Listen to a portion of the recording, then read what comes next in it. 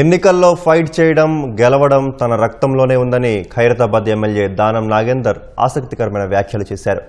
ఎమ్మెల్యేల అనర్హత వేటు అంశంపై ఖైరతాబాద్ ఎమ్మెల్యే దానం నాగేందర్ స్పందించారు.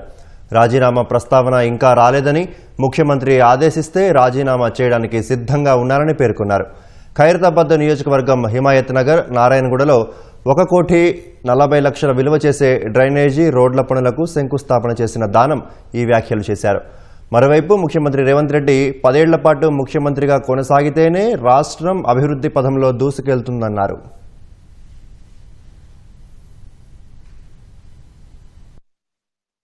నేను మళ్ళీ సుప్రీంకోర్టులో కూడా నా యొక్క వాదనని కూడా నేను అప్పీల్ చేయడం జరిగింది. అది ఇంకా కోర్టులో పెండింగ్ ఉంది కాబట్టి సుప్రీంకోర్టులో ఉంది. అదే విధంగా స్పీకర్ గారి దగ్గర ఉంది. నేను మళ్ళీ సుప్రీంకోర్టు కూడా నా ప్రత్యేకంగా కూడా నేను కూడా అప్పీల్ కావడం జరిగింది. సందర్భాన్ని బట్టి అది నిర్ణయం తీసుకుంటాం. ఇంకా దాని గురించి ఏం చర్చ జరగలేదు. మరి ముఖ్యమంత్రి గారు అందరూ ఆలోచించిన తర్వాత అలాంటి పరిస్థితి వచ్చినప్పుడు నేను ఎన్ని ఎలక్షన్లు కొట్లాడినా మీకు తెలుసు, ఇప్పటి వరకు సుమారు 11 ఎలక్షన్లు కొట్లాడాను. ఎలక్షన్ నాకేం కొత్త కాదు, ఫైట్ చేయడం నాకేం కొత్త కాదు. ఫైట్ చేయడం గెలవడం అనేది నా రక్తంలోనే ఉంది. ప్రధానంగా ముఖ్యమంత్రి గారు ఈ మధ్య కాలంలో ఎక్కడైనా హైదరాబాద్ సిటీ మనం ఇక రైజింగ్ సిటీగా ఉన్నటువంటి సందర్భంలో తెలంగాణలో ఇన్ని అభివృద్ధి కార్యక్రమాలు ఒక పక్కన జరుగుతూ ఉంటే రేపు 8వ తారీఖు నాడు గ్లోబల్ సమ్మిట్ తో పాటు రైజింగ్ తెలంగాణ సంబంధించినటువంటి ఎన్నో అంశాలని అక్కడ ప్రస్తావించబోతున్నారు ముఖ్యమంత్రి గారు. కాబట్టి రైజింగ్ తెలంగాణ అంటే ఎలా ఉంటుందో చెప్పాలని, 3 ట్రిలియన్